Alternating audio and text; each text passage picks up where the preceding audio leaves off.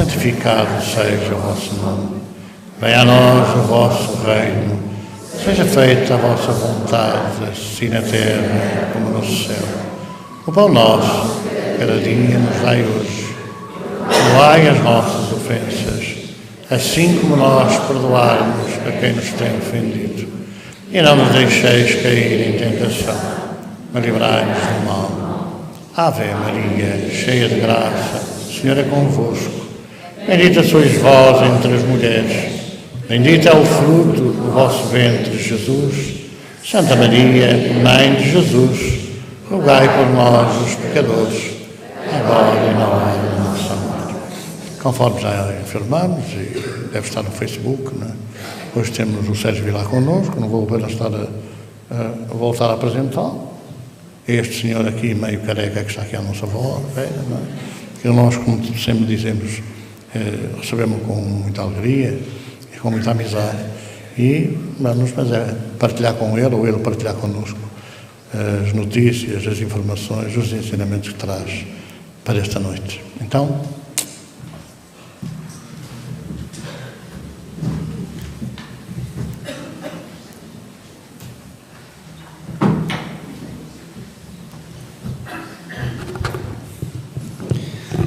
queridas irmãs, queridos irmãos, queridos telespectadores da TV ACEV, onde está sendo transmitido em direto para toda Portugal, aos nossos queridos telespectadores da TV A Caminho da Luz no Brasil, a nossa alegria de chegarmos em Portugal, em especial, iniciar o nosso ciclo de palestra nesta casa que sentimos ser também a nossa casa.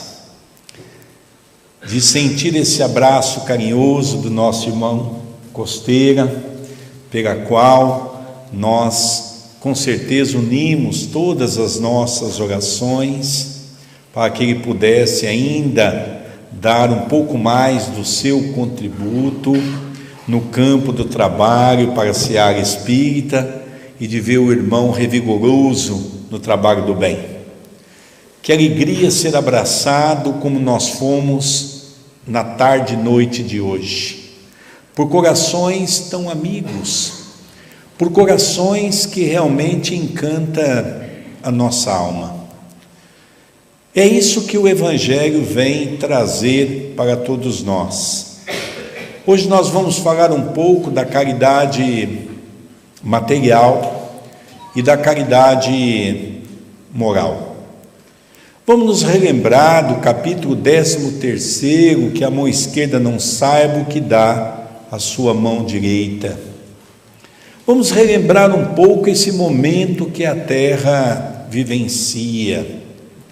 Vamos relembrar todos nós que naquele momento que Pedro se encontrava angustiado pelas dores do coração, percebendo que o mestre iria partir, Pedro pergunta: mestre, como será de nós depois da sua partida? Como é que nós nos reconheceremos? E Jesus, na sua infinita bondade, diz: Pedro, reconhecereis os meus discípulos por muito, mas por muito mesmo se amar. E é aí que todos nós vamos buscar no capítulo 6 do Evangelho segundo o Espiritismo, o Cristo Consolador, quando nos faz relembrar exatamente esse compromisso. Coube a doutrina espírita resgatar o cristianismo redivivo. Numa outra mensagem, nós vamos encontrar o Espírito amigo dizer para todos nós, com muita propriedade, que os espíritas têm a grande missão de restabelecer aquilo que Jesus ensinou para a humanidade. E eis que numa mensagem nos fala que quando Jesus passou pela terra, fez a estremecer, porque pronunciou pela primeira vez a primeira palavra do alfabeto divino, que é a palavra amor. Essa palavra que nós estamos percebendo que em pleno século 21, nós ainda nos encontramos tão distanciado desses ensinamentos, porque o amor ainda não está em nosso coração. É verdade que todos nós temos um amor em germe, como se fosse uma semente que precisa ser adubada, que precisa ser regada e que precisa ser trabalhada. É impossível, em pleno século 21, entrevistar um homem que tirou a vida da sua companheira e, quando perguntado: por que você fez isso? E ele diz: por amor. Logicamente não é o mesmo amor, não é o amor que nós fomos buscar junto de Jesus. Esse amor pela qual Jesus veio trazer para nós é um amor intrínseco, é um amor incomensurável, é um amor pela qual quebra todas as barreiras. Nas revistas espíritas, vamos encontrar Allan Kardec naquele momento maravilhoso pela qual ele estava na codificação da doutrina, colocando para todos nós os bastidores da doutrina espírita. E todos nós ali ansiosos para vermos aquela mensagem que Kardec trazia, nos convidando, por exemplo, à oração. É comum nós perguntarmos para as pessoas: você ora? Sim. Que maneira? De manhã, quando eu acordo e quando eu lembro.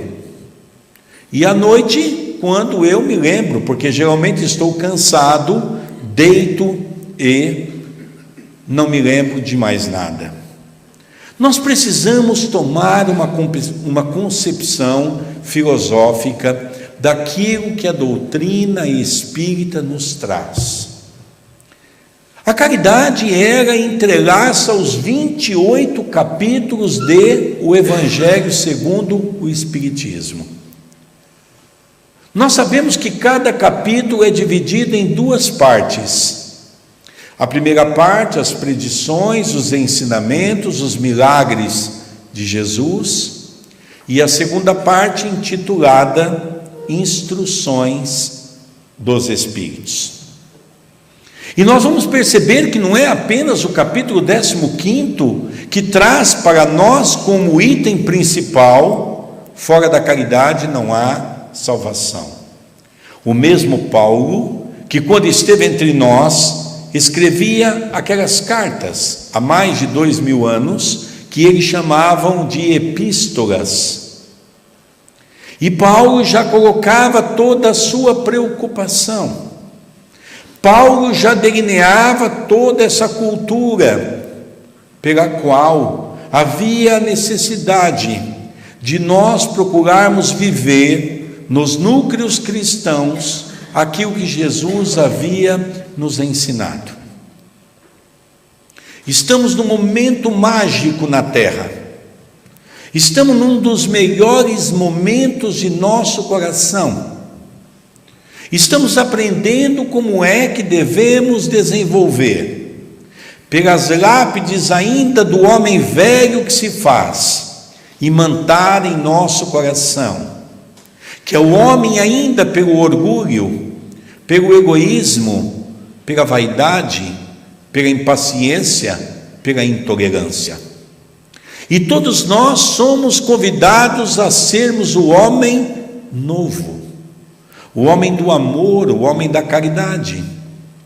Mas eis que na questão 886, Allan Kardec vai trazer para todos nós, dentro de uma pergunta mágica, quando ele então pergunta aos espíritos: como Jesus entendia o sentido da palavra caridade? E nós vamos encontrar os espíritos entrelaçados em 3 aspectos: benevolência para com todos. Talvez esse seja um dos mais difíceis. Indulgência para com as faltas alheias, eis o segundo. E o perdão, ou seja, nós perdoarmos aqueles que nos ofendeu. E é interessante que quando nós começamos a mergulhar nesse oceano de informações que a doutrina espírita nos traz, eu vou encontrar no capítulo 9 do Evangelho segundo o Espiritismo, do item 7º, com o título A Paciência, aquele mesmo que inicia: a dor é uma bênção que Deus envia aos seus eleitos.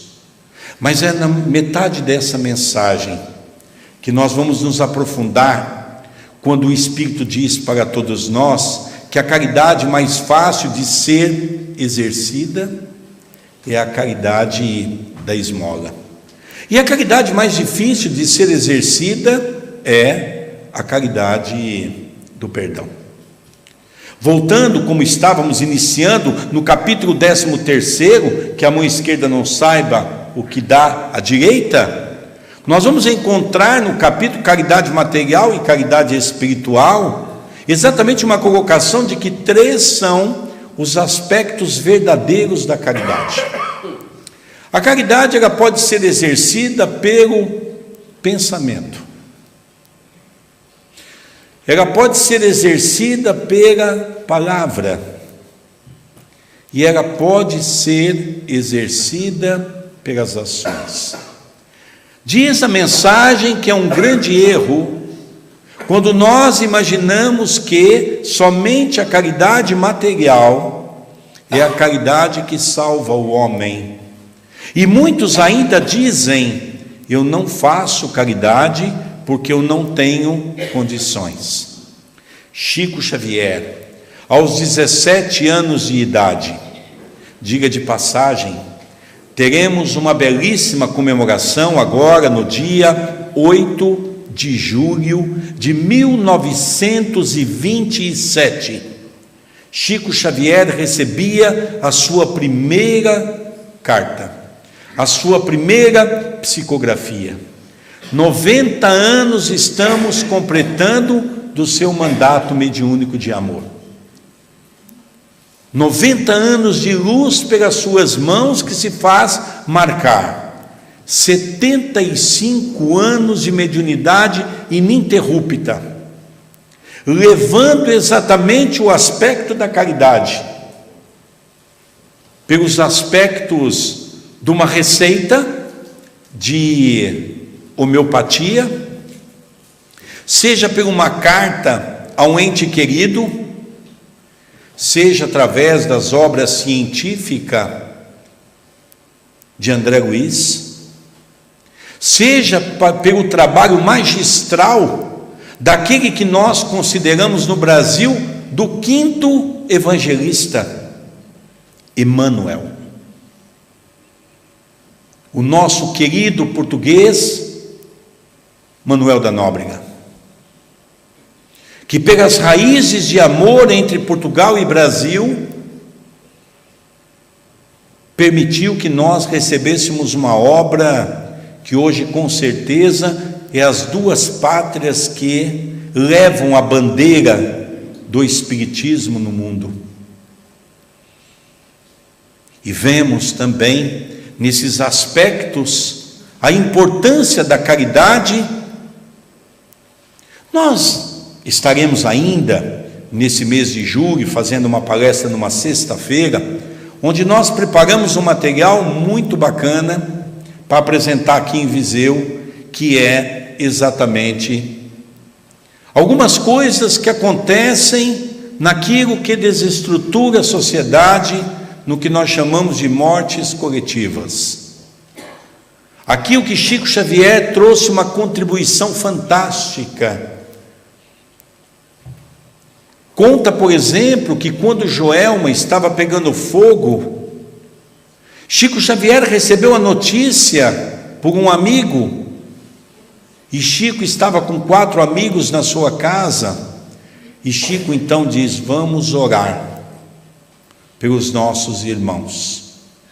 E a partir daí Chico trouxe todo um compêndio, inclusive um livro chamado Somos 6, que são 6 entidades que desencarnaram naquele incidente, que aos nossos olhos parece ser uma desgraça, mas que coisa terrível, como tivemos em Portugal recentemente, mais de 60 pessoas desencarnando de uma maneira coletiva pelo fogo. Mas quando nós recebemos de uma mão, como a de Chico Xavier, as orientações do que é um resgate coletivo, nós ficamos admirados de ver o que é a justiça divina. E é interessante nós analisarmos o quanto Deus é bom, porque quando nós falamos do circo de Niterói, que matou mais de 600 pessoas, quando nós falamos do Joelma, que matou mais de 100 pessoas, quando nós falamos de uma boate Kiss, que matou mais de 400 pessoas recentemente no sul do país, nós ficamos assim: cadê Deus? Qual é a caridade de Deus para conosco de permitir uma tragédia dessa monta? E nós vamos ver que a reencarnação, o baluarte que a doutrina espírita nos traz do alicerce para as nossas almas, vem trazer para todos nós o quanto Deus é Pai. Eu nas minhas conferências tenho sempre dito isso: Deus é bom. Não, Deus não é bom. Mas como, Sérgio? Nós estamos negando Deus? Não. Deus é mau? Não, Deus não é mau, não é mau. Deus é Pai. Mas se Deus não é bom, Deus não é mau, o que é Deus? E é isso que Allan Kardec traz para todos nós. Deus é a justiça divina, pela qual permite que cada um de nós, seres inteligentes, possamos usar o nosso pensamento para fazer o bem e o mal. Mas podemos compreender que a primeira epístola de Paulo estava correta: o plantio é livre, mas a colheita tornar-se-á obrigatória. E quando Chico começa a decifrar para todos nós o Joelma, Chico começa a nos dizer que eram espíritos que viveram nas cruzadas, que tiveram oportunidade de pedir a Deus uma oportunidade, e Deus, como é justo, concede. E aquele mesmo grupo da barbárie do século XI, que colocava as crianças, as mulheres, as pessoas de terceira idade, como se fosse o escudo humano, hoje volta à baila para poderem resgatar de uma maneira coletiva essa oportunidade abençoada. E Chico descreve, porque eu recebi de muitos companheiros portugueses: Sérgio, vamos orar. Sérgio, vamos orar. Vamos abrir as nossas casas mediúnicas. Lógico.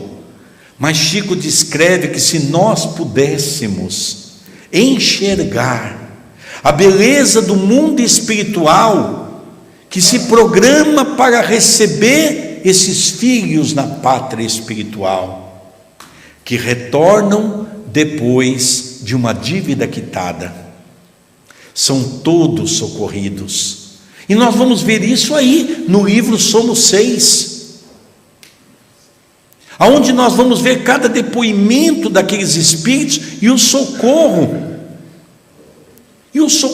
que eles tiveram. Aí nós começamos a entender o que é a caridade de Deus para conosco. A doutrina espírita nos mexe na consciência. Questão 621, aonde está escrito a lei de Deus? Na consciência. Cada um de nós tem uma mensagem de Emmanuel que diz que somos um livro. E esse livro que cada um de nós somos, a cada dia escrevemos uma página. Lógico que esse livro já está escrito por muitas páginas, que é o nosso passado, através de muitas existências. Tudo aquilo que ali fizemos, teremos que prestar conta. A página termina na metade de uma folha que dali para frente é tudo em branco. Ou seja, como diz André Luiz no livro No Mundo Maior, vivemos em 3 condições: o passado, o presente e o futuro. O presente ainda é a necessidade da colheita do passado. Portanto, como eu já disse nessa casa, em outras oportunidades, nenhum de nós que aqui estamos somos vítimas.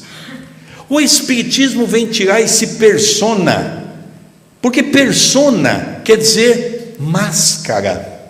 Essa máscara que nós nos envolvemos, todas as vezes que algo bate à porta de nossa casa, nos fazemos de vítima.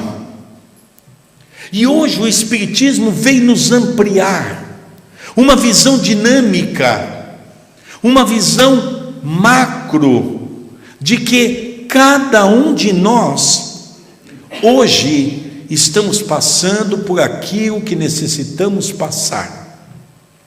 Vivemos num mundo de provas e expiações. Vivemos num mundo onde o mal ainda campeia sobre o bem. Vivemos num mundo onde o bem ainda é sufocado pelo mal. Mas ao mesmo tempo, a nós os espíritas, que recebemos a terceira revelação, já prometida pelo próprio Jesus. Certa feita um evangélico me questionou, um pastor: mas você sabe que no Velho Testamento Moisés coibiu o uso do contato com os espíritos, que também para nós é uma caridade? Eu disse: perfeitamente, e Moisés estava correto. Ele olhou para mim com os olhos assustados e disse para mim: mas como? Eu disse: sim, Moisés estava correto. porque naquela época não chamavam de médiuns, era piton e pitonisa. Mas por que estava certo? Porque as pessoas usavam esse contato com o mundo espiritual de maneira incorreta. Ou seja, queria saber se o mundo espiritual, se ele iria ganhar na loteria, trocar o carro, se ele iria arrumar um amor, se ele iria... Só coisas do campo da matéria. E nós, os espíritas, não nos prendemos a isso. Os nossos trabalhos de contato com o mundo espiritual ainda é um contato pela qual cada um de nós temos consolo para aqueles que se encontram desesperançados, uma palavra de otimismo para aqueles que são obsessores e que sofrem porque passou por um sofrimento muito grande e acham que a perseguição é o remédio. E existem aqueles espíritos que trazem a mensagem do esplendor da caridade. Eu contava para o nosso irmão Costeira hoje, quando nós almoçávamos juntos, que aconteceu uma coisa muito interessante. Hoje, quando eu parei na alfândega aqui de Lisboa, então fui carimbar o passaporte. E eu entreguei o passaporte, o senhor me olhou para o passaporte e fez a pergunta: o que o senhor vem fazer em Portugal? Eu vim fazer palestras espíritas. O senhor conversa com os espíritos? Sim, senhor. Ele diz assim: aonde o senhor vai ficar? Olha, eu estou indo agora para Viseu, tenho um amigo, Coronel Arnaldo Costeira, que é um irmão nosso, e depois vou dar um abraço, faço a palestra lá, tem os companheiros que nós vamos nos reunir, e depois nós vamos fazendo em outras cidades. Muito bem. Então, o senhor tem o endereço da morada? Perfeitamente. Tirei a lista aqui de palestras e dei para ele, 2 páginas. Ele olhou assim e disse assim: nossa, vai em bastante lugar. É verdade. O senhor conversa com os espíritos? Pela segunda vez. Eu disse: sim, senhor. O senhor é um professor? Eu digo: olha, se analisar que uma palestra dedica-se a um estudo e é nos moldes de uma aula, eu poderia dizer que sim. Podemos entender dessa maneira. Ele pegou, olhou para o passaporte, olhou para mim, coçou a cabeça, e pela terceira vez ele perguntou: o senhor conversa com os espíritos? A Soraya já estava quase chutando a minha canela. Eu digo: sim, senhor, eu converso com os espíritos. Ele diz: ah, sim, o senhor sabe que tem muita gente que fala mal. Eu digo: é verdade, mas o senhor sabe também que tem muita gente que fala bem, porque a gente fala do Evangelho de Jesus. Aí ele olhou para mim, pegou o passaporte e bateu um carimbo. Pum, pum, pode ir embora. Eu achei que eu nem estaria aqui hoje. Eu achei que eu iria ser extraditado, né? Mas a verdade é que nós temos que assumir essa condição do espiritismo, não é? O Costeira me contava que no hospital aconteceu a mesma coisa. Que religião o senhor é? Espírita. Diz que a mulher deu uma gargalhada, ele ficou olhando para a mulher gargalhar. Não foi isso, Costeira? Depois que ela gargalhou bastante, ela diz assim: não, agora o senhor fala a religião. Espírita. Aí a mulher, não é? Porque achou que poderia estar brincando. Então nós, primeira coisa, caridade para com o Evangelho de Jesus, assumirmos a nossa condição de caridade. Eu tinha uma trabalhadora da sopa que um dia ela veio para mim e disse assim: Sérgio, fui internada na Santa Casa. Eu falei: eu fiquei sabendo. Veio 2 irmãzinhas freira. Eu falei: isso aí não vai dar certo. Já estou até vendo que a coisa não vai dar certo. E elas perguntaram para mim: Sérgio, que religião eu era? E eu falei: agora vamos ver, não é? E eu falei: e você, o que diz? Aí eu disse que era católica. Eu falei, eu posso fazer uma pergunta para você agora? O que você está fazendo aqui? Com todo respeito ao catolicismo, com todo respeito às igrejas evangélicas, mas aí eu fui buscar na minha memória aquela passagem que Jesus diz assim: ai daquele que tiver vergonha de mim, porque eu também um dia hei de ter vergonha de você. E aí nós começamos a perceber que logicamente não se pode hoje barrar ninguém pelas questões religiosas, podemos não gostar, mas tanto no Brasil quanto vocês aqui em Portugal vivem um momento maravilhoso, um momento que nós estamos tendo acesso na terceira revelação. Nós estamos tendo acesso em informações privilegiadas, porque sabemos que esse passaporte que cada um de nós aqui temos, que é o passaporte que nós trouxemos quando nascemos, tem um carimbo, o dia do nosso nascimento. Agora, ele tem uma página que não tem o carimbo do dia do nosso retorno, porque nós podemos voltar antes, como diz André Luiz no livro Nosso Lar, pelas questões do suicídio, muitas vezes até um suicídio inconsciente, gerado pelas questões do nosso corpo, quando nós abusamos, seja pela bebida, seja pelo cigarro, seja pelo excesso de comida, seja pelas noites mal dormidas. Então nós começamos a perceber que geralmente nós temos uma data que nós iremos retornar. Por que nós temos tanto medo da morte? Talvez nós no centro espírita precisávamos perguntar mais: por que a morte nos atemoriza? Por que a morte nos traz, de uma certa maneira, um temor? Será que é porque no nosso inconsciente nós vivemos diante de muito sofrimento, como relata André Luiz no livro Nosso Lar, e nós então temos aquilo guardado sobre o manto do esquecimento temporário, mas ao mesmo tempo com aquele medo do que é o mundo espiritual? E de repente nós falamos muito das tragédias e esquecemos que o mundo espiritual é um mundo maravilhoso. Vamos encontrar no livro Os Mensageiros, o segundo livro da Lavra Mediúnica de Chico Xavier, pelo espírito de André Luiz.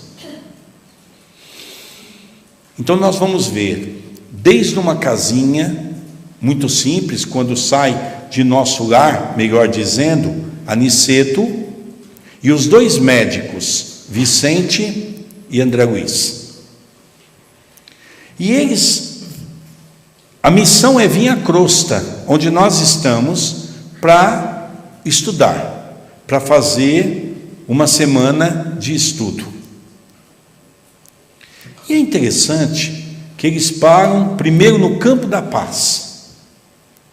O Campo da Paz é uma região que está no umbral grosso, porque sabemos que Nosso Lar está no umbral fino. Nós sabemos que a Terra, ela tem 7 dimensões, como o próprio André Luiz descreve. E dentro da dimensão existem várias subdimensões.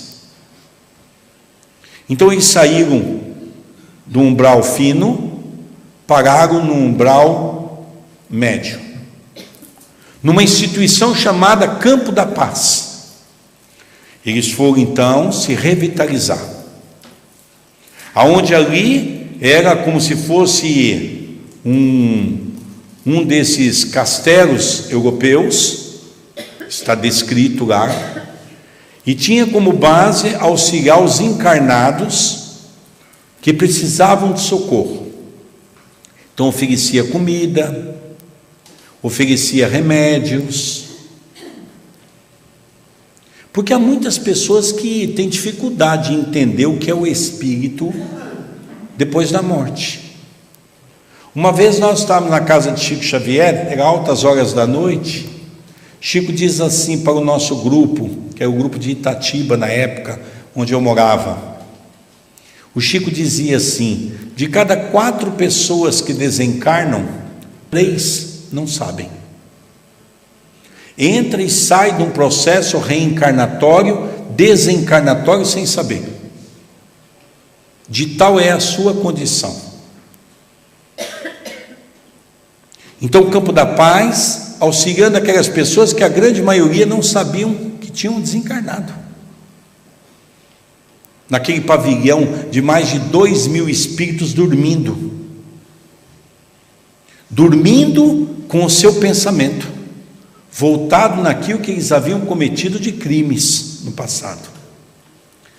Depois conta que eles tomaram um tipo de uma aeronave, imagine 1944, onde o carro estava começando a se destacar no mundo. Então ele fala de um tipo de um carro, para a gente entender um pouco melhor, com 2 asas, que voava. Então as pessoas leem aqui e falam: nossa, isso aqui é ficção. Então nós sabemos que as coisas vêm do mundo espiritual para cá. Esses dias eu estava assistindo um programa no Brasil chamado Fantástico, que tem muita coisa interessante naquele programa, domingo à noite. E eles estavam então mostrando exatamente as grandes descobertas desses pequenos carros voadores, que mais alguns anos vai estar em nosso meio. Uma vez o Chico disse que a ciência ia descobrir e ia inventar um útero artificial. Quando o Chico falou isso, o mundo desabou. Chico está louco. Um útero artificial, Chico diz, nós vamos criar, a ciência vai criar, porque a mulher não vai precisar mais sofrer. Então nós vamos vai fazer o trabalho que é feito na gravidez in vitro e vai passar para esse útero artificial. Esses dias atrás, a minha filha que está fazendo psicologia, Graziella, falou: papai, preciso te mostrar uma coisa. Dá uma olhada nesse útero que já está formando animais, com êxito. E eles já estão fazendo testes em humanos. O que é a nossa cabeça? O que nós sabemos daquilo que Deus projeta para a humanidade? Nós sabemos muito pouco. O mundo espiritual para nós ainda é um campo a devassar, é um campo a estudar. Então pegaram aquela nave, saíram do Campo da Paz e eles foram então em direção para a crosta, só que não podia chegar aqui na crosta. Então no limite do umbral grosso com a crosta, deixaram aquela aeronave. E eles usaram então o processo da levitação. E aí acabaram e foram numa casa no Rio de Janeiro, muito pequenina, uma casa muito pobre. E essa casa era exatamente a casa de Isabel. O seu marido já havia partido para o mundo espiritual fazia 3 anos, e ela então mantinha ali. Era um pronto-socorro ligado a nosso lar. Então quando a gente lê isso, a gente fica maravilhado. E nós podemos fazer uma pergunta dentro do aspecto da caridade: qual de nós, que também não podemos fazer da nossa casa um recinto para receber os nossos benfeitores maiores? Eu confesso a vocês que quando eu iniciei a fazer o culto do Evangelho no Lar, todo domingo, às 18 horas, pela fanpage do André, até tem muitos aqui que participam conosco, que eu recebo mensagem, eu fiquei assim, intrigado, porque o Dr. Marco Antônio, nosso benfeitor amigo, diz assim: Sérgio, abre a sua casa, tem muitas pessoas que não estão conseguindo fazer o Evangelho. E nós então, tive que convencer a Soraya, porque para ela ler uma página ao público é uma coisa terrível. Não queria. Não, Sérgio, não. Ô Soraya, os espíritos estão pedindo, eu acho que tem um sentido. O André então reafirmou, disse: é verdade, se eles estão pedindo. Soraya, mas se algumas pessoas que vão participar do Evangelho em casa, não fique preocupada com isso não. Ah, é poucas pessoas? Ah, eu tenho certeza. Eu tenho certeza. Hoje mais ou menos assim ao vivo umas 40 mil pessoas, e durante uma semana chega a 120 mil tablet ou computador. Ela falou: mas você falou que é pouco. Eu falei: não é pouco, Soraya, porque aí eu tenho que convencer, não é? Eu digo: é pouco se você analisar que nós temos mais de 7 bilhões de encarnado. O que é 100 mil pessoas? Não é nada, não é? Mas mesmo assim está difícil convencer às vezes. Por que isso? Essa caridade em pensamento e essa caridade que nós podemos fazer pela palavra. Eu me lembro que no ano passado, quando eu estive aqui em Portugal, eu estava numa cidade, e quando terminei a palestra, algumas pessoas pediram para me colocar alguns dizeres no livro, apesar de nós não sermos o autor desses livros, mas como é livro de Chico Xavier, as pessoas dizem: Sérgio, você põe uma dedicatória para mim? Ponho com muita alegria, com muito carinho. E aí me aconteceu um fato interessante. Uma senhora com um chapéu na cabeça, muito bem vestida, ela me dá o livro na minha mão, me olhou, eu disse assim: querida, qual o nome que você quer que eu ponha no livro? Ela ficou me olhando. Eu disse: eu acho que ela não entendeu. Aí eu perguntei novamente: querida, qual o nome que você quer que eu coloque aqui? Essa mulher começou a chorar, chorou muito, e ela disse o nome dela, e eu fui escrevendo, e aí depois ela diz assim: eu posso lhe dar um abraço? Eu disse: perfeitamente, minha irmã. Levantei, fui diante dela, ela me deu um abraço carinhoso, e eu disse assim: por que você se emocionou? Ela diz: olha, você me perdoe? Eu falei: não, a emoção é uma coisa bonita, não precisa pedir perdão. Ela diz assim: porque faz tantos anos que eu não sei o que é alguém me tratar com tamanho respeito e com tamanha doçura. Então muitas vezes, enquanto nós pegamos aquela ideia de que eu não posso fazer caridade porque eu não tenho dinheiro, e quem está pedindo o seu dinheiro? Irmã Teresa de Calcutá visitou o Brasil. Então, quando ela chegou no aeroporto em São Paulo, aquela multidão de jornalistas entrevistaram. Um deles, mais ousado, diz assim: madre, a senhora não acha errado, em vez de nós darmos o alimento, não era preferível ensinar a pescar? E ela diz assim na sua resposta: ah, meu filho, talvez eu vou te surpreender, porque muitas vezes o necessitado não precisa do nosso ouro, não precisa do nosso dinheiro, precisa de um sorriso e precisa de um abraço. Então nós precisamos, como espíritas cristãos, começar a mudar a nossa ideia pequena, de achar que eu não faço caridade porque eu não tenho dinheiro. A partir do momento em que eu me conscientizar que eu sou a pessoa mais rica do mundo, vou repetir, cada um de vocês, estamos falando de uma riqueza das maiores que se existe na terra. É por isso que Jesus diz: o que fala a tua boca está cheio o teu coração. Dessa maneira, qual de nós que não temos uma palavra amiga? Qual de nós que não temos um sorriso para dar?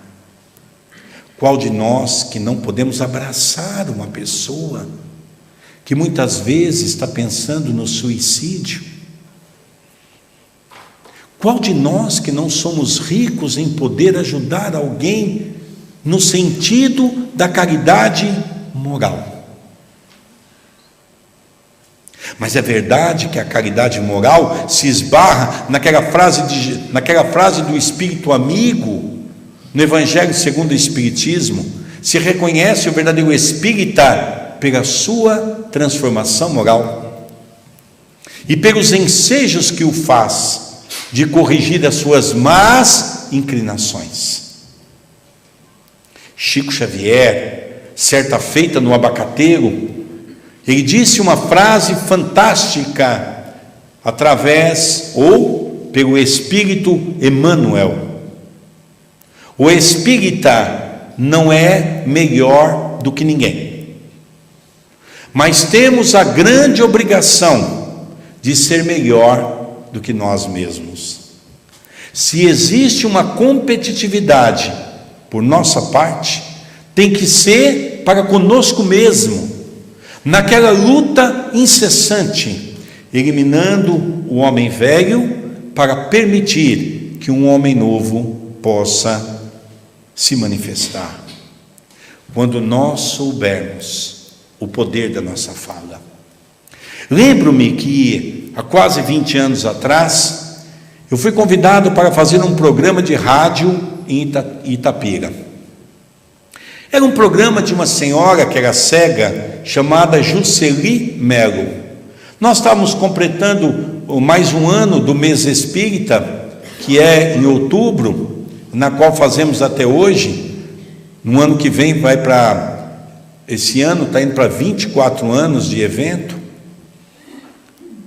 E foi interessante que nós estávamos respondendo sobre o Espiritismo quando tocou o telefone não parava de tocar, e de repente veio uma pergunta sobre o suicídio.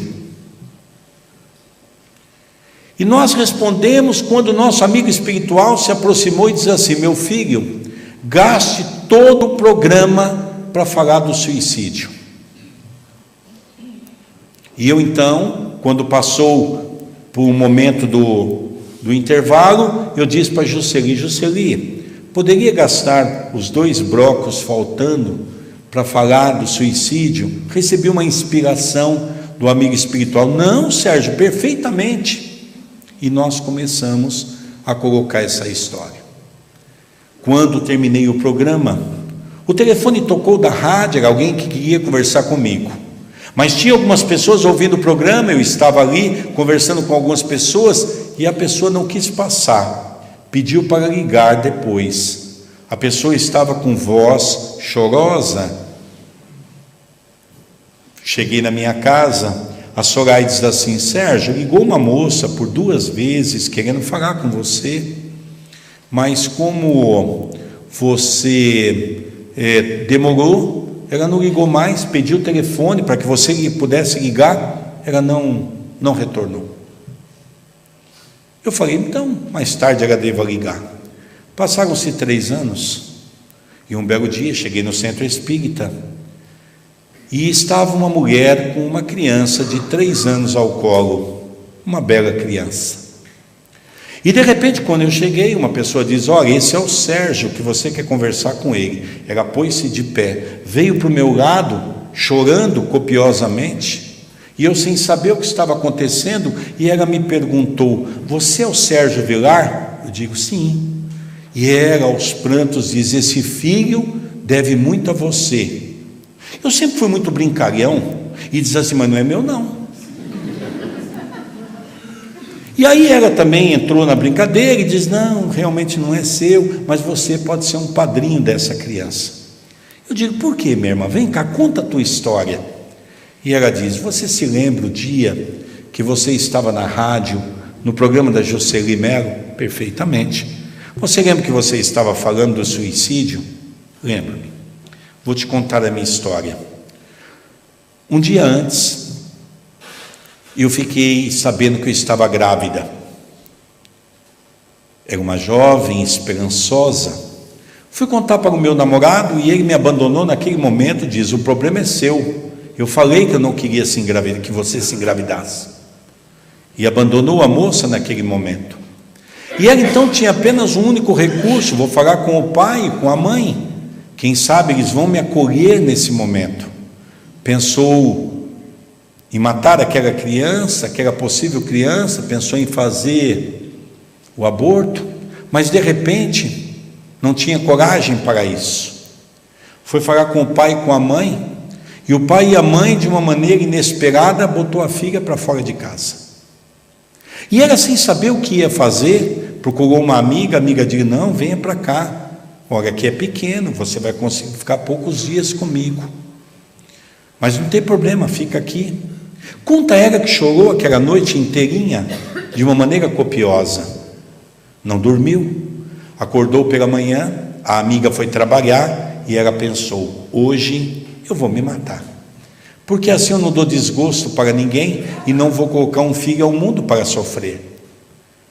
E aí, de repente, quando ela foi no supermercado, comprou uma lata de soda cáustica, trouxe para casa, ia colocar na água, mas aí quando ela chegou em casa, botou em cima, ela pensou e diz assim, ouviu uma voz dizer assim: pelo menos morra almoçado.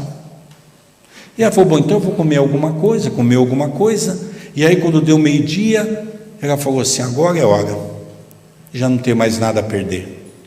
Pegou aquela lata, abriu, colocou duas colheres num copo, meio copo com água, mexeu, e aí de repente uma voz diz para ela: mas pelo menos morra ouvindo uma música. Ela ligou o rádio, e exatamente no momento que ela ligou o rádio, nós estávamos falando do suicídio. E ela naquele momento conta que quando ele estava com o copo na mão para colocar na boca, que nós falamos do suicídio, ela parou. E ao falar do suicídio, ela ficou trêmula, o copo caiu da mão, e ela percebeu o grande erro que ela estava cometendo para com ela e para com aquela criança. Vejamos, qual de nós aqui somos tão pobres, mas tão pobres, que não podemos ajudar uma pessoa a sair do pensamento do suicídio? Qual de nós que somos tão pobres, mas tão pobres, que não podemos dar um abraço e dizer: vem cá, meu irmão, vem cá, minha irmã, vamos nos confraternizar aqui, vamos nos abraçar, em nome de Jesus. A vida é bela, as dificuldades que você passa hoje é necessária para burilhar as nossas almas.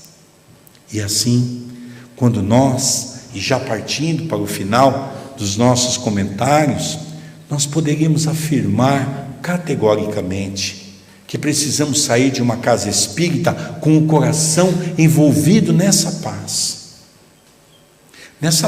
que todos nós estamos tendo nesse momento, essa paz de alegria, porque aqui dentro, como diz na Revista Espírita, o Espírito para Allan Kardec, nós estamos protegidos pelo nosso anjo da guarda, que na grande maioria das vezes é um familiar de ontem, que vem nos ajudar no hoje. Então vamos aproveitar esse momento, sairmos daqui com o anjo da guarda ao nosso lado, para que os nossos obsessores não permitam que nós sejamos desviados pelo pensamento negativo, que nós saiamos daqui com a alegria no coração, que nós possamos ter o Evangelho dentro das nossas concepções, para que as pessoas vejam a nossa firmeza. Você é espírita? Sim, siga o Cristo. O Cristo é meu guia, é o meu modelo, como nós vemos na questão 625 do Evangelho segundo o Espiritismo. Qual é o guia e o modelo mais perfeito que Deus colocou ao homem? Os Espíritos nos respondem: vede Jesus. Portanto, amigos, amigas, irmãos, irmãs, roguemos a Jesus para que continue nos abençoando, para que continue nos fortalecendo, para que possamos levar essa alegria que sentimos nessa casa no dia de hoje, para o nosso lar. Talvez o nosso lar é o lugar que ainda cada um de nós precisamos doar um pouco mais de caridade, porque é o lugar mais difícil que nós temos. Aonde que estão os espíritos mais difíceis que estão ao nosso lado, no campo e na roupagem física? É o nosso lar, é onde está o próximo mais próximo. Então vamos levar a alegria que esta casa abençoada, com toda essa equipe espiritual que nesse momento nos cerca, vamos levar para o nosso lar.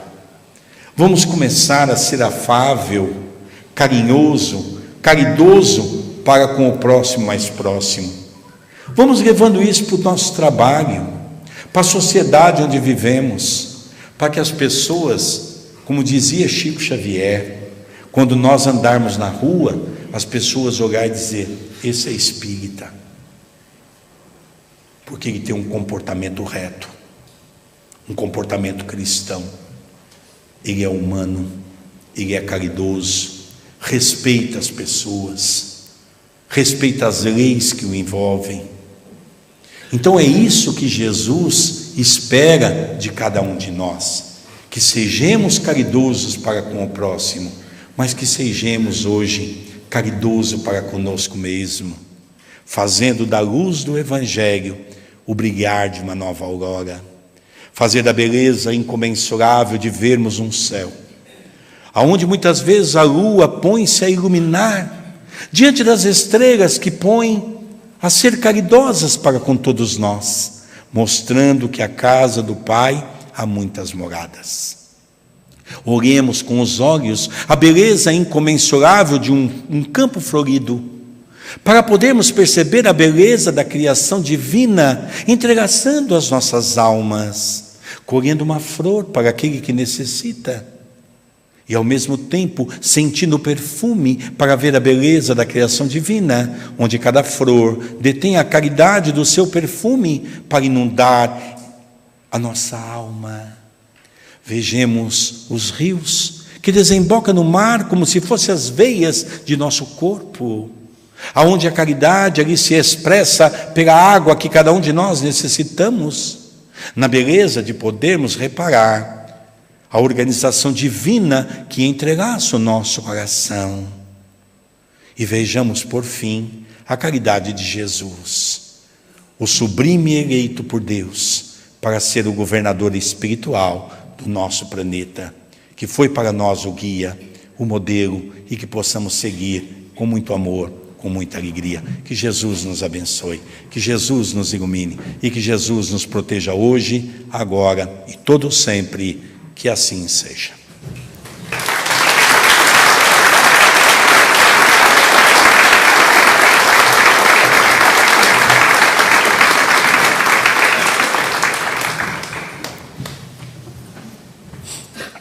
Nós vamos encerrar. Claro, encerrar a palestra, porque a seguir, como eu disse, vamos ter a reunião de trabalhadores e vamos cantar uma canção, que é o título do nosso primeiro CD de música, Caminho Novo, na página 26.